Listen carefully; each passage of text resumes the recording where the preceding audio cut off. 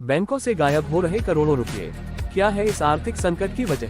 देश का सबसे बड़ा बैंक एसबीआई हो या निजी क्षेत्र का कोई छोटा बैंक, इस समय देश के सभी बैंक फंड की कमी से जूझ रहे हैं। स्थिति यहां तक पहुंच गई है कि बैंकों के पास अब ऋण बांटने के लिए पर्याप्त पैसा नहीं है।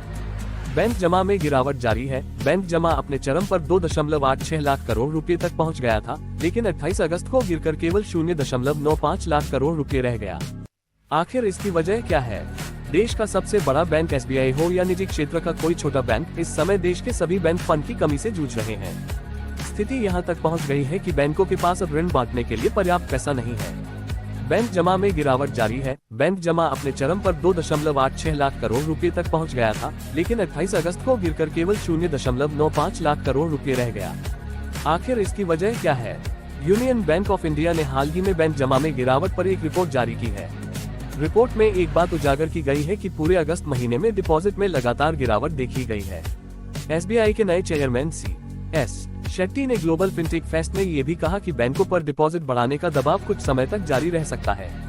सरकार से लेकर आरबीआई तक परेशान है।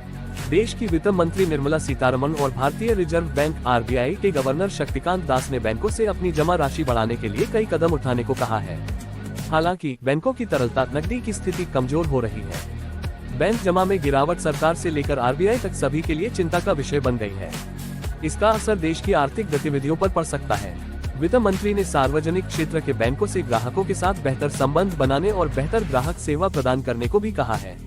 इसके साथ ही उन्होंने बैंकों से खासतौर पर ग्रामीण इलाकों में ग्राहकों तक पहुंचने को कहा कि कर्ज तो बढ़ रहा है, लेकिन बैंकों को जमा राशि पर भी ध्यान देना होगा, क्योंकि उसके आधार पर ही कर्ज वृद्धि टिकाऊ होगी। बैंक जमा क्यों घट रही है?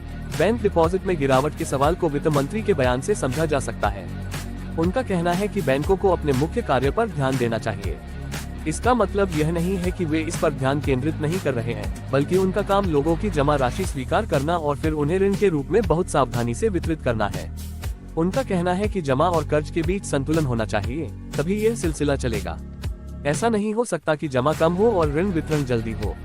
इतना ही नहीं, उन्होंने बैंकों से उभरते क्षेत्रों की सर्वोत्तम प्रथाओं को अपनाने के लिए भी कहा। वहीं आरबीआई की ओर से ये भी कहा गया है कि पहले के समय में बैंक ही आम आदमी के लिए निवेश का एकमात्र विकल्प थे, लेकिन अब उपभोक्ता व्यवहार बदल गया है और लोग पूंजी बाजार यानी शेयर बाजार की ओर अधिक रुख कर रहे हैं। इसके अलावा अन्य वित्तीय संपत्तियों में भी उनका निवेश बढ़ा है।